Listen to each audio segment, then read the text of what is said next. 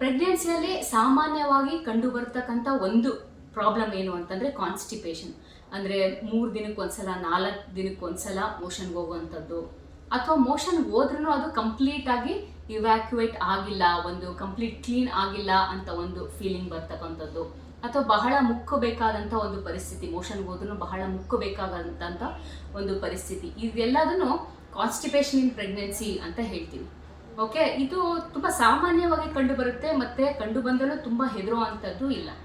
First of all ಇದು ಯಾಕೆ ಬರುತ್ತೆ, ಇದಕ್ಕೆ ಮನೆಯಲ್ಲೇ ನಾವು ಯಾವ ರೀತಿಯಂತ ಒಂದು ಮದ್ದನ್ನು ಮಾಡ್ಕೋಬಹುದು ಅನ್ನೋದನ್ನು ನೋಡೋಣ.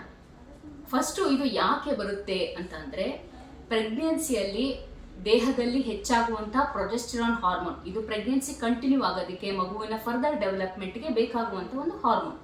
ಈ ಹಾರ್ಮೋನ್ ಏನು ಮಾಡುತ್ತೆ ಅಂತಂದರೆ, ಇಂಟೆಸ್ಟೈನಲ್ ಮೊಟಿಲಿಟಿ ಏನಿರುತ್ತೆ, ಕರುಳಿನ ಮುಂದಿನ ಚಲನ ಏನಿರುತ್ತೆ ಅದನ್ನು ಸ್ವಲ್ಪ ತಡ ಮಾಡುತ್ತೆ ಅಥವಾ ಕಮ್ಮಿ ಮಾಡಿಬಿಡುತ್ತೆ. ಸೊ ಇದು ಯಾಕೆ ಮಾಡುತ್ತೆ ಅಂತಂದರೆ, ಕರಳಲ್ಲಿ ಇರ್ತಕ್ಕಂಥ ಫುಡ್ ಪಾರ್ಟಿಕಲ್ಸ್ ಏನಿದೆ ಅದರಿಂದ ಅಬ್ಸಾರ್ಪ್ಷನ್ ಚೆನ್ನಾಗಾಗಬೇಕು, ಮಗುವಿಗೆ ಅಬ್ಸಾರ್ಪ್ಷನ್ಸ್ ಆದಂಥ ನ್ಯೂಟ್ರಿಯೆಂಟ್ಸ್ ಚೆನ್ನಾಗಿ ಸಿಗಬೇಕು ಅನ್ನೋ ಒಂದು ಕಾರಣದಿಂದ ಗ್ಯಾಸ್ಟ್ರಿಕ್ ಮೊಟಿಲಿಟಿ ಡಿಲೇ ಆಗಿಬಿಡುತ್ತೆ. ಬಟ್ ಇದೇ ಕಾರಣಕ್ಕೇನೆ ತಾಯಿಗೆ ಇದು ಕಾನ್ಸ್ಟಿಪೇಷನ್ ಆಗಿ ಕಾಣಿಸ್ಕೊಳುತ್ತೆ. ಓಕೆನಾ. ಆ್ಯಂಡ್ ಆಲ್ಸೋ ಈ ಪ್ರೆಗ್ನೆನ್ಸಿಯಲ್ಲಿ ಏನು ಅಂದರೆ, ಕೆಲವೊಬ್ಬರಿಗೆ ಹಸಿವು ಕರೆಕ್ಟಾಗಿರಲ್ಲ, ಮತ್ತು ವಾಮಿಟಿಂಗ್ ಎಲ್ಲ ಇರುತ್ತೆ, ನೀರು ಚೆನ್ನಾಗಿ ಕುಡಿತಾ ಇರಲ್ಲ. ಅದೇ ಕಾರಣಕ್ಕೆ ಅಗೇನ್ ಇದು ಕಾನ್ಸ್ಟಿಪೇಷನ್ ಹೆಚ್ಚಾಗುತ್ತೆ. ಇನ್ನು ಕೆಲವೊಬ್ಬರು ಮಲಗಿದ ಜಾಗದಲ್ಲೇ ಮಲಗಿರ್ತಾರೆ, ಅಷ್ಟು ಆ್ಯಕ್ಟಿವ್ ಆಗಿರಲ್ಲ, ಅಗೇನ್ ಇದು ಕಾನ್ಸ್ಟಿಪೇಷನ್ಗೆ ಕಾಸ್ ಮಾಡುತ್ತೆ, ಕಾರಣ ಆಗುತ್ತೆ. ಓಕೆ, ಸೊ ಹಾಗಾಗಿ ಇದನ್ನೆಲ್ಲ ನಾವು ಹೇಗೆ ಕಾನ್ಸ್ಟಿಪೇಷನ್ ಆಗದೆ ಇರೋ ಥರ ಪಚನ ಕ್ರಿಯೆ ಸುಲಭವಾಗಿ ಆಗೋ ರೀತಿ ಯಾವ್ಯಾವ ಒಂದು ಕ್ರಮನ ಅನುಸರಿಸಬೇಕು ಅನ್ನೋದನ್ನು ನೋಡೋಣ. ಓಕೆ, ಮೊದಲನೇದಾಗಿ ನಾವು ತಿಂತಕ್ಕಂಥ ಆಹಾರದಲ್ಲಿ ಹೆಚ್ಚು ನಾರಿನಾಂಶ ಇರ್ತಕ್ಕಂಥದ್ದು, ಫೈಬರ್ ಡಯಟ್ ಅಂತ ಏನು ಹೇಳ್ತೀವಿ, ಅದನ್ನ ಸೇವನೆ ಮಾಡಬೇಕು. ಅಂದರೆ ಈಗ ನಾವು ತಗೊಳ್ತಕ್ಕಂಥ ಎಲ್ಲದನ್ನು ಪೂರ ಅಬ್ಸಾರ್ಬ್ ಆಗಿಬಿಟ್ರೆ ಹೆಚ್ಚು ಕಾನ್ಸ್ಟಿಪೇಷನ್ ಆಗೋ ಸಾಧ್ಯತೆಗಳಿರುತ್ತೆ. ಫಾರ್ ಎಕ್ಸಾಂಪಲ್ ಬೇಕರಿ ಐಟಮ್ಸ್ ಆಗಿರ್ಬೋದು, ಬ್ರೆಡ್ ಆಗಿರ್ಬೋದು, ಬನ್ ಆಗಿರ್ಬೋದು, ಅಥವಾ ಪರೋಟ ಆಗಿರ್ಬೋದು, ಈ ರೀತಿ ಇದರಲ್ಲೆಲ್ಲ ಇನ್ನೂ ಹೆಚ್ಚಾಗುತ್ತೆ ಕಾನ್ಸ್ಟಿಪೇಷನ್. ಅದೇ ನಾವು ಫೈಬರ್ ರಿಚ್ ಡಯಟ್ ಅಂದರೆ ತರಕಾರಿ, ಸೊಪ್ಪು, ಈ ರೀತಿಯದನ್ನ ತಿನ್ನೋದ್ರಿಂದ, ತರಕಾರಿ ನೋಡಿದ್ರೆ ನೀವು ಎಲ್ಲ ರೀತಿಯಂಥ ತರಕಾರಿನೂ ತಿನ್ನಬಹುದು. ಅದರಲ್ಲೂ ಕೆಲವೊಂದನ್ನ ನಾವು ಹಸಿಯಾಗಿ ತಿಂತಕ್ಕಂಥ ತರಕಾರಿಗಳಿರುತ್ತೆ. ಫಾರ್ ಎಕ್ಸಾಂಪಲ್ ಕ್ಯಾರೆಟ್ ಆಗಿರ್ಬೋದು, ಅಥವಾ ಸೌತೆಕಾಯಿ, ಕುಕ್ಕುಂಬರ್ ಆಗಿರ್ಬೋದು. ಇದನ್ನ ನೀವು ದಿನಕ್ಕೆ 1 ಕ್ಯಾರೆಟ್ ಆಗಿರ್ಬೋದು, ಅಥವಾ ಅರ್ಧ ಕುಕ್ಕುಂಬರ್ ಏನಿದೆ ಅದನ್ನ ಡಿವೈಡೆಡ್ ಆಗಿ ನೀವು ತಗೋಬಹುದು.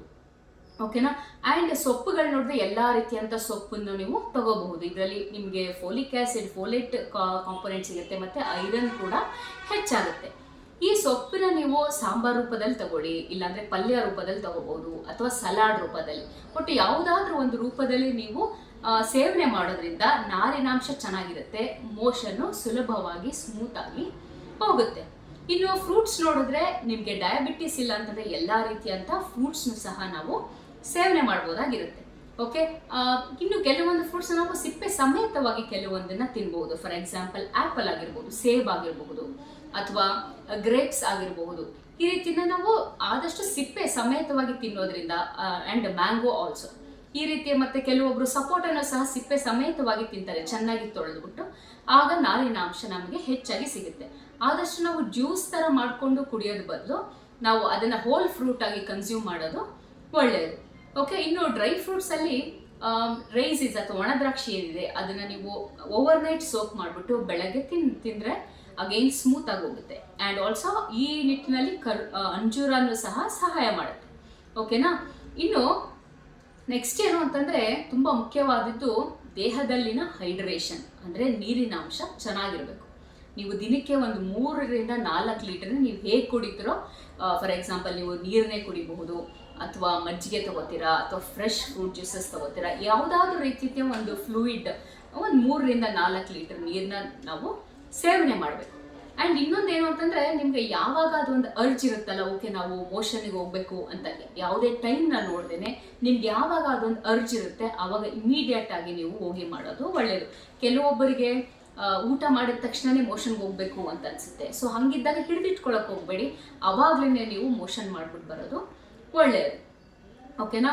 ಇನ್ನೊಂದೇನು ಅಂತಂದರೆ, ಆದಷ್ಟು ಸೆಡೆಂಟ್ರಿ ಲೈಫ್ ಸ್ಟೈಲ್, ಕೂತಿದ್ದ ಜಾಗದಲ್ಲೇ ಕೂತ್ಕೊಳ್ಳೋದು ಬದಲು ಸ್ವಲ್ಪ ವಾಕ್ ಮಾಡಿ, ಲೈಟ್ ಎಕ್ಸಸೈಸಸ್ ಮಾಡಿ, ಆಂಟಿನೇಟಲ್ ಯೋಗ ಇರುತ್ತೆ ಅದನ್ನು ಮಾಡಿ, ಸ್ಟ್ರೆಚಿಂಗ್ ಎಕ್ಸಸೈಸಸ್ ಮಾಡಿ.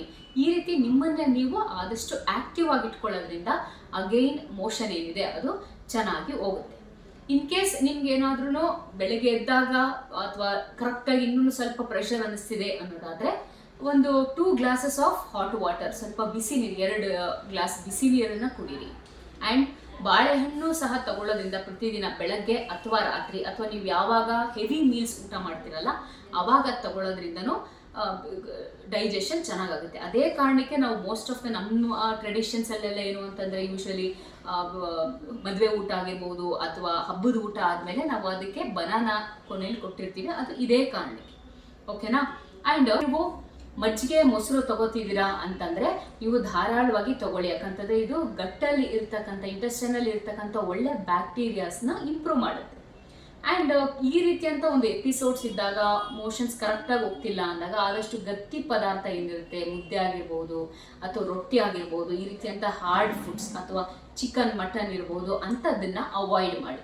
ಒನ್ಸ್ ನಿಮ್ಮದು ಕಾನ್ಸ್ಟಿಪೇಷನ್ ಈ ರೀತಿ ಇದೆಲ್ಲ ಕ್ಲಿಯರ್ ಆಯಿತು, ಸ್ಮೂತಾಗಿ ಹೋಗ್ತಿದೆ, ಯಾವುದೇ ಸಮಸ್ಯೆ ಇಲ್ಲ ಅಂದಾಗ ಮತ್ತೆ ನೀವು ಅದನ್ನು ತಿನ್ನೋದಕ್ಕೆ ಸ್ಟಾರ್ಟ್ ಮಾಡ್ಬೋದು. ಓಕೆ, ಸೊ ಈ ಹೇಳಿದ್ದಕ್ಕಂಥ ಎಲ್ಲ ಕ್ರಮಗಳನ್ನ ನೀವು ಪ್ರೆಗ್ನೆನ್ಸಿ ನಿಮ್ಮದು ಕನ್ಫರ್ಮ್ ಆಗ್ತಿದ್ದಾಗ್ಲಿಂದನೇ ನೀವು ಸ್ಟಾರ್ಟ್ ಮಾಡ್ಕೊಳ್ಳೋದು ಒಳ್ಳೆಯದು. ಇಲ್ಲ ಅಂತಂದರೆ ಕೆಲವೊಬ್ರು ತುಂಬ ಗಟ್ಟಿಯಾಗಿ ಹೋಗ್ತಿದೆ ಅಂತ ಬರ್ತಾರೆ, ಕೆಲವೊಬ್ರು 1 ವಾರ ಆಯಿತು ಮೋಷನ್ ಆಗಿಲ್ಲ ಅಂತ ಬರ್ತಾರೆ, ಕೆಲವೊಬ್ಬರಿಗೆ PR ಬ್ಲೀಡ್ ಅಂದರೆ ರೆಕ್ಟಲ್ ಬ್ಲೀಡ್, ಮೋಷನ್ ಮಾಡೋ ಜಾಗದಲ್ಲಿ ಬ್ಲೀಡಿಂಗ್ ಹೋಗ್ತಿದೆ ಅಂತ ಬರ್ತಾರೆ. ನೀವು ಅಷ್ಟು ಸಿಚುವೇಶನ್ ತನಕನೂ ವೆಯ್ಟ್ ಮಾಡೋದು ಬೇಡ, ಮೊದಲಿಂದನೇ ನೀವು ಎಲ್ಲ ಕ್ರಮಗಳನ್ನ ಅನುಸರಿಸ್ಕೊಳ್ಬೇಕು. ಆ್ಯಂಡ್ ಇನ್ ಕೇಸ್ ನಿಮಗೆ ಇನಿಷಿಯಲ್ ಸ್ಟೇಜಸ್ಸಲ್ಲೇ ಸರಿಯಾಗಿ ಮೋಷನ್ ಎಲ್ಲ ಕರೆಕ್ಟಾಗಿ ಹೋಗ್ತಿಲ್ಲ ಅಂತಂದರೆ ಆವಾಗಲೇ ಬೇಕಾದಂತಹ ಕರೆಕ್ಷನ್ ಅಥವಾ ತಿದ್ದುಪಡಿ ಏನಿದೆ ಅದನ್ನು ಮಾಡ್ಕೋಬೇಕು. ಇಲ್ಲ ಅಂತಂದರೆ ಮುಂದೆ ಪೈಲ್ಸ್ ಆಗುವಂಥ ಸಾಧ್ಯತೆಗಳು ಅಥವಾ ಹೆಮರಾಯ್ಡ್ಸ್ ಆಗುವಂಥ ಸಾಧ್ಯತೆಗಳು ಇರುತ್ತೆ. ಓಕೆ, ಸೊ ಈ ಎಲ್ಲ ಮಾಹಿತಿ ನಿಮಗೆ ಉಪಯೋಗ ಆಯಿತು ಅಂತ ತಿಳ್ಕೊತೀನಿ. ಮುಂದಿನ ವಿಡಿಯೋದಲ್ಲಿ ಮತ್ತಷ್ಟು ಮಾಹಿತಿಗಳೊಂದಿಗೆ ಸಿಗೋಣ. Thank you.